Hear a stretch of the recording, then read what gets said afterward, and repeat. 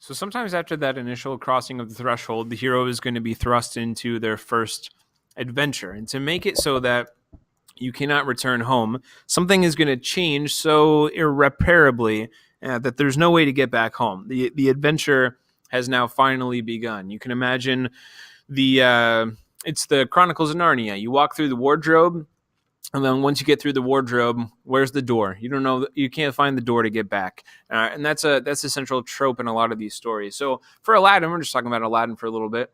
He goes into what the hero's journey would call the belly of the whale, which is also the first threshold for him.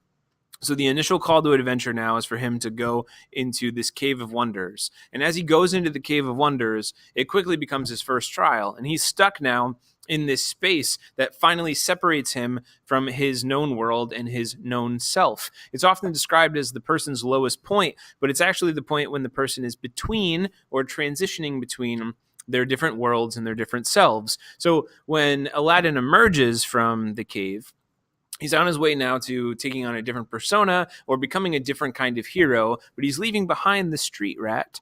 And he's becoming now Prince Ali. And the belly of the whale kind of functions then as that first kind of crucible where the hero has to forsake things about their home in order to prepare themselves for what's coming next. You might imagine similar bellies of the whales for your heroes, and I'll give you a second to see if you can make some connections.